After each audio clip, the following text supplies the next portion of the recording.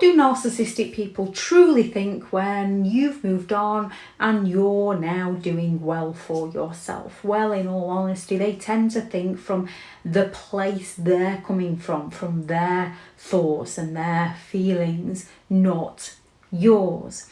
So when it comes to you moving on, a narcissist will often claim that they've actually moved on and you're the one that needs to move on. Projection of their own behaviour, because in reality you've moved on and they become obsessed with you and they can't stand that you've moved on without them. Narcissistic people require that excessive attention, validation and control. They are extremely envious of other people. So when they see you moving on, when they see you doing well, they go through a mix of emotions.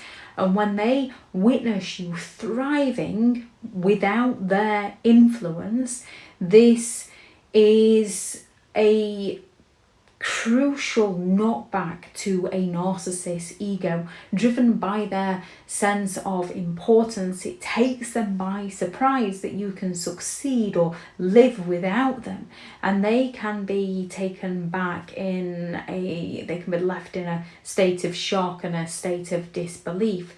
Their fragile ego is for a moment deeply wounded.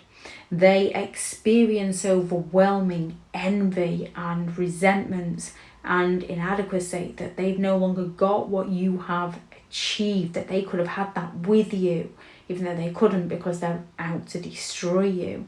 So they struggle with those overwhelming feelings at the mere thought of somebody thriving without their guidance and their control.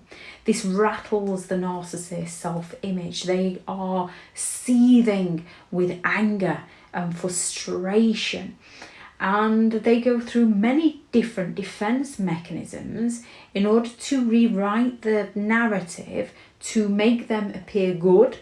So first of all, they can just go to denial so that they can hold on to their delusions. They can deny all knowledge of you doing well. They can claim that you've had a helping hand, that, well, if it wasn't for something they'd have done for you 20 years ago, you wouldn't be where you are now. You're the one that doesn't appreciate them. That's the thanks they get after all they did for you. So they can go into that denial to help with their delusion. They can go all out to belittle any of your accomplishments because they strive to support their own fragile ego by making out that what you are doing now, or what you have now, isn't of that importance and it isn't actually that successful. And again, if it wasn't for them, you wouldn't be where you are today, because they believe that they are the most important person in the room, possibly in the world. They can also believe that it's all an act because you want them back.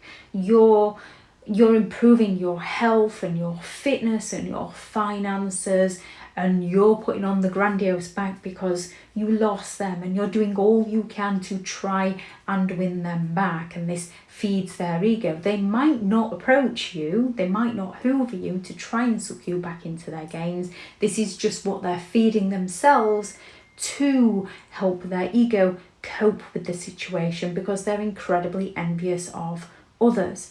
They might, like themselves, who go all out to provoke jealousy, believe that you are only doing it to provoke jealousy within them. Whatever you do, they are always going to revert back to it all being about them. It's always about them. So they can believe that you're just doing it to provoke that jealousy within them. You're just doing it to hurt them.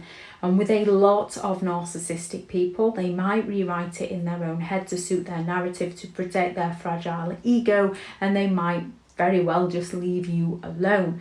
With others, they're going to go all out on a mass smear campaign to try and sabotage you because they cannot cope with you doing well without them. They cannot cope with you moving on without them. They can have a whole new family, yet they still hold grudges against others.